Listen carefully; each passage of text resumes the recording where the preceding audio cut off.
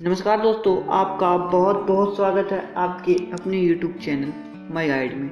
दोस्तों, आज हम बात करने वाले हैं दुनिया के जाने माने बाटा कंपनी के बारे में। दोस्तों, आप भी जानते होंगे बाटा कंपनी को, क्योंकि बाटा कंपनी भले से ही हम जूतों को उनके पैरों में पहनते हों, लेकिन वो दिलों में हमारे राज करते हैं। तो चलिए दोस्तों, आज जानते हैं कि बाटा कंपनी की सक्सेस स्टोरी क्या रही। लेकिन दोस्तों, वीडियो शुरू करने से पहले आप हमारे YouTube चैनल पर नए हैं तो हमारे YouTube चैनल को सब्सक्राइब कर लीजिए और बेल आइकन को प्रेस कर दीजिए, ताकि मैं आपके लिए ऐसी ही वीडियो लेके आता रहूं। तो चलिए दोस्तों, वीडियो को शुरू करते हैं।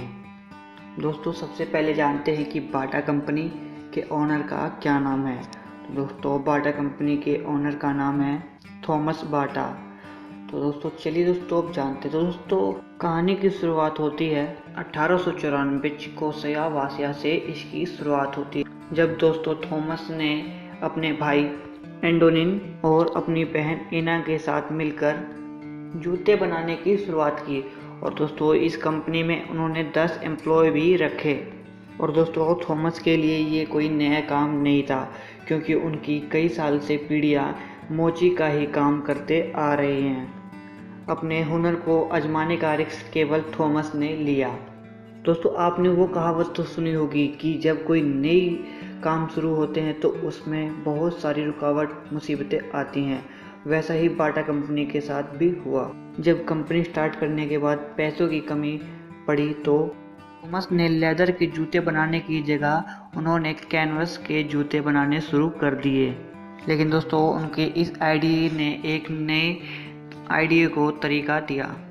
दोस्तों, कैनवस के जूते सस्ते होने के कारण उनके जूते काफ़ी ज़्यादा पॉपुलर होने लगे, जिसके कारण उनके कंपनी की भी ग्रोथ बढ़ने लगी धीरे धीरे।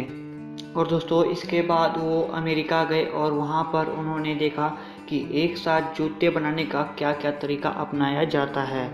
उस तरीके को अपनाकर थॉमस ने अपने प्रोडक्शन को कई ज़्यादा बड़ा कर दिया। दोस्तों, थॉमस ने यहाँ पर आकर एक ऑफिशियल लोगों के लिए जूते बनाने शुरू किए, जिसमें लोगों को काफ़ी ज़्यादा पसंद आया और लोगों ने उसको ख़रीदना भी शुरू कर दिया। क्योंकि जूतों का प्राइस लो होने के कारण लोगों ने इसको बहुत ज़्यादा ख़रीदा और बाटा कंपनी की ग्रोथ और ज़्यादा बढ़ गई। और दोस्तों, आगे चलकर थॉमस के भाई एंटोनी की मृत्यु हो गई और उनकी बहन की शादी हो गई, जिसके कारण थॉमस अकेले पड़ गए। लेकिन थॉमस ने हार नहीं मानी और अपने छोटे भाइयों को बिजनेस में शामिल कर लिया। और दोस्तों, साल 1912 आते आते थॉमस ने अपनी कंपनी में एम्प्लॉयज़ 550 से 600 तक पहुंचा दिए। और दोस्तों, जब पहला वर्ल्ड वॉर हुआ तो इस जूतों की मांग और बढ़ गई, क्योंकि इसकी कंफर्टेबल और इसमें क्वालिटी की वजह से इसका सेना में भी बहुत ज़्यादा प्रसार हुआ, जिसके कारण बाटा कंपनी की ग्रोथ और ज़्यादा बढ़ गई। और दोस्तों, इस कंपनी को सेना के लिए जूते बनाने का ऑर्डर मिल गया और 1918 तक चले इस वर्ल्ड वॉर में कारण बाटा कंपनी में एम्प्लॉयज़ 10 गुना ज़्यादा बढ़ा दिए गए, क्योंकि वर्ल्ड वॉर तक ये पूरे जूते उनको देने थे। दोस्तों, इस कंपनी ने अपने बहुत सारे स्टोर्स भी खोले हैं। दोस्तों, सब कुछ सही चल रहा था, लेकिन जब पहला वर्ल्ड वॉर ख़त्म हुआ तो आर्थिक महामंदी बहुत ज़्यादा हो गई, जिससे बाटा कंपनी पर भी काफ़ी ज़्यादा असर पड़ा। और दोस्तों, थॉमस ने अभी भी हार नहीं मानी थी और उन्होंने एक रिस्क लेकर उन्होंने जूतों का प्राइस 50% और कम कर दिया। और दोस्तों, वहाँ के एम्प्लॉयज़ ने भी उनका काफ़ी ज़्यादा योगदान किया। उन्होंने अपनी तनख्वाह में से 40% कट करने को कहा। दोस्तों, वो कहते हैं ना कि अगर आपकी टीम आपके साथ है तो आप पर कोई प्रॉब्लम हावी नहीं हो सकती। ऐसा ही थॉमस के साथ भी हुआ।